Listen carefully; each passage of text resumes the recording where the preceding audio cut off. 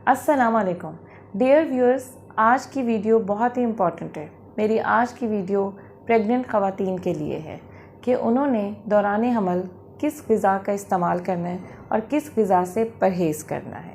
सबसे पहले हमल में बहुत इम्पॉर्टेंट ये होता है कि आपने अपने आप को हाइड्रेटेड रखना है, डिहाइड्रेशन नहीं होने देनी, और उसके लिए बहुत ज़रूरी है कि आप दिन में 8 से 12 गिलास पानी पिएँ, क्योंकि जब आप हाइड्रेटेड रहती हैं तो आप और आपका डेवलपिंग फीटस वो भी ठीक रहता है और कॉम्प्लिकेशंस नहीं होती।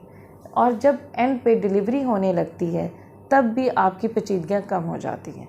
इसीलिए आपने अपने आप को दौरान हमल डिहाइड्रेटेड नहीं होने देना। बहुत सारी ख़वातीन का ये सवाल होता है कि हमसे नहीं पानी पिया जाता, पेट भर जाता है, उभर आता है, ऐसा लगता है पेट भरा हुआ है। तो इसके लिए है कि आपने कोई भी लिक्विड फॉर्म ले लेनी है, जैसे जूसेस, सूप, यखनी, कोई ना कोई आपने लिक्विड फॉर्म में चीज़ लेते ही रहनी है। उससे आपकी हाइड्रेशन भी बरकरार रहेगी और आपके जो मसले हैं वो भी एड्रेस हो जाएंगे। सेकेंड इम्पॉर्टेंट ये है फॉलिक एसिड। दौरान हमल बहुत ज़्यादा होता है कि फॉलिक एसिड की डिफ़िशेंसी हो जाती है। हम क्या करते हैं कि हमल से पहले और हमल के दौरान जो है ना फॉलिक एसिड जो है ना का इस्तेमाल ज़्यादा बताते हैं। वो वजह ये होती है कि जब पहली सहमाई होती है, हमल के जो पहले 3 महीने होते हैं उसमें बच्चा जो है डेवलप कर रहा होता है। अगर फॉलिक एसिड की डिफ़िशेंसी हो तो बच्चे में रीढ़ की हड्डी का मसला, फोड़े का मसला कमर पे हो जाता है। इसीलिए हम ये कहते हैं कि आपने ज़्यादा से ज़्यादा जो है ना फॉलिक एसिड से भरपूर ग़िज़ा को इस्तेमाल करना है। फॉलिक एसिड आपको ऑरेंज, पालक, चुकंदर, बटर इन सब में मिलेगा, जो कि आपने इस्तेमाल करना है। अब ये जो चीज़ें हैं आपने इस्तेमाल कैसे करनी है? आपने रॉ फॉर्म में इस्तेमाल करनी है या फिर आप इनका सैलेड बना के खा सकते हैं, क्योंकि ये वाटर सॉल्युबल होती हैं, इसीलिए इनको उबालना सही नहीं है। जब आप उबालेंगे तो सारी ग़िज़ाइयत तो चली गई, फिर आपको मिलेगा क्या? इससे बेहतर ये है कि आप इन सब चीज़ों को जो है ना रॉ फॉर्म में या सैलेड के फॉर्म में लें। नेक्स्ट इम्पॉर्टेंट ये है फॉलिक एसिड के साथ आयरन का लेना, क्योंकि फॉलिक एसिड के साथ हमारे अंदर आयरन की भी कमी हो जाती है। अगेन वही बात करूँगी कि आपने पहले किसी सप्लीमेंट की तरफ जाने से पहले जो है ना आप बेहतर ये है कि कुदरती जो ग़िज़ा है उस पे फोकस करें।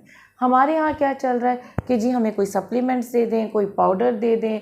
देखिए, जब अल्लाह ताला ने जो है ना हमें कुदरती चीज़ें दी हुई हैं तो क्यों ना हम पहले उसका इस्तेमाल करें, क्योंकि उसमें पैसे भी कम लगेंगे और जो है ना नेचुरल जो है ना आपको मिल रहा होगा। तो बेहतर ये है कि सप्लीमेंट देखिए हम रिकमेंड करते हैं, पर सप्लीमेंट की तरफ जाने से पहले ये बहुत ज़रूरी है कि आप जो है ना नेचुरल कुदरती ग़िज़ा लें।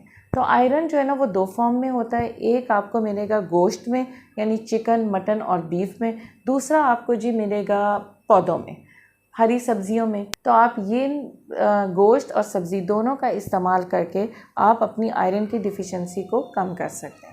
नेक्स्ट इम्पॉर्टेंट है कैल्शियम। कैल्शियम बहुत ज़रूरी है, क्योंकि आजकल हर चौथी खातून जो है ना ऑस्टियोपोरोसिस का शिकार है। हम कैल्शियम लेते ही नहीं हैं, पर प्रेग्नेंट लेडी के लिए बहुत ज़रूरी है कि वो कैल्शियम इंटेक ले, उसके अपने लिए भी और उसके डेवलपिंग फीटस के लिए भी। जब बच्चे की माँ के पेट के अंदर नशो-नुमा चल रही होती है तो जो बच्चे की हड्डियाँ हैं या ये जबड़ा है या अंदर जो दांत का प्रोसेस चल रहा होता है वो सब कैल्शियम से ही स्ट्रॉन्ग बनता है। इसलिए बहुत ज़रूरी है कि आप जो है ना कैल्शियम जो है बनाना में, दूध में, डेयरी प्रोडक्ट्स में, इनमें कैल्शियम बहुत ज़्यादा होता है। एक रूटीन बना लें कि आपने रोज़ जो है ना 2 से 4 गिलास दूध पीना है। अगर आपको दूध पसंद इस तरीके से नहीं है तो उसमें शहद डाल सकती हैं, रूह अफ़ज़ा डाल सकते हैं या मिल्क शेक बना लें।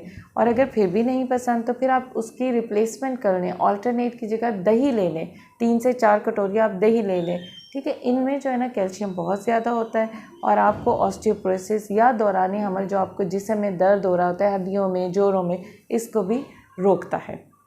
नेक्स्ट इम्पॉर्टेंट ये है कि आपने कॉफ़ी, कैफ़ीन, चाय, प्रिज़र्व फूड जिन पे नमक लगा के जो है ना हम प्रिज़र्व करते हैं, चिकनाई, सोडा से अक्सर जो हमारी पाकिस्तान में ख़वातीन है ना वो दूध सोडा मिला के पीती हैं, ठीक है ना। तो फिर अगेन वे कह रही हूँ दूध किसी जो है ना अच्छी न्यूट्रो फैक्टर के साथ पी लें, लेकिन सोडा के साथ ना इस्तेमाल।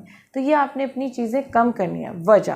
वजह इसलिए कि बहुत सारी ख़वातीन जो है ना दौरान हमल हमारे पास इस कंप्लेंट के साथ आती हैं कि सीने में जलन हो रही है, तेज़ाबियत हो रही है, गैस हो रही है, पेट फूल रहा है। तो यही वजह होती है कि आप लोग सही ग़िज़ा का इस्तेमाल ही नहीं कर रहे होते।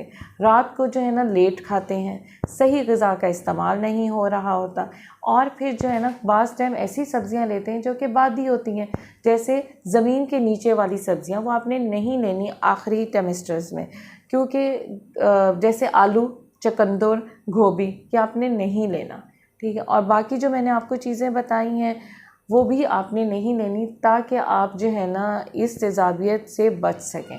अब इम्पॉर्टेंट ये है कि 24 से 28 हफ्ते के दौरान बहुत सारी पेशेंट्स हमारे पास रिपोर्ट होती हैं जेस्टेशनल हाइपरटेंशन या जेस्टेशनल डायबिटीज़ की तरफ, यानी उनको 24 हफ्ते के बाद दौरान हमारे ब्लड प्रेशर या ब्लड शुगर की तकलीफ़ हो जाती है। तो उसमें बहुत ज़रूरी है कि जब ऐसा हो, जब आप डायग्नोज हो, तशख़ीस हो जाए कि आपको जी ब्लड प्रेशर हो गया, तब आपने नमक का जो है ना परहेज़ करना है, चिकनाई तली हुई चीज़ें बिल्कुल नहीं खानी, सादा ग़िज़ा लेना है। और अगर आपको शुगर की तकलीफ़ हो जाए तब आपने मैदे को रिप्लेस करना है चोकर वाले आटे के साथ या मल्टीग्रेन के साथ। अलसी का भी क्या कहते हैं रोटी ले सकते हैं। इसके अलावा जो है ना आपने जो वाइट चीज़ें हैं, वाइट ब्रेड, वाइट चावल, वाइट रोटी, ये बिल्कुल ही बंद कर देनी है। इसको रिप्लेस करें ब्राउन के साथ, और ज़्यादा से ज़्यादा सैलड लेना है। और जो मीठी चीज़ें, चीनी हो गई, बेकरी आइटम्स हो गए, और ये सोडा ड्रिंक्स वगैरह हो गई, ये सारी जो है ना आपने बंद कर देनी है। क्योंकि अब आप जो है ना अगर इस पे कंट्रोल ग़िज़ा से नहीं करेंगे दवाइयों के साथ, तो आप कॉम्प्लिकेशन पेचीदगी की तरफ चलना शुरू हो जाएंगी।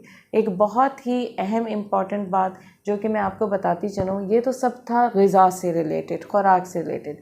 हम दौरान हमल करते क्या हैं? हम ये कहते हैं कि बस अब हमने बेड रेस्ट करना है, हमारी कोई फ़िज़िकल एक्टिविटी नहीं होती। ये बहुत गलत बात है। हमने अपने आप को एक्टिव रखना है, रोज़ चहलकदमी करनी है, हल्की फुल्की जो है ना एक्सरसाइजेज़ करनी है। उसकी रीज़न ये है कि अगर हमारी बॉडी में एक लचक होगी, एक एक्टिव होगा, तो डिलीवरी के दौरान भी हमें कोई प्रॉब्लम नहीं होगी। उम्मीद है कि आपको जो है ना ये सेशन समझ आ गया होगा कि दौरान हमल आपने किन ग़िज़ा का इस्तेमाल करना है जो कि सारी कुदरती हैं, और उसके बाद हमने जो है ना आयरन, कैल्शियम और जो है ना सप्लीमेंट्स उसके बाद इस्तेमाल करने। Thank you very much. मेरी अगले आने वाली वीडियो का इंतज़ार कीजिए।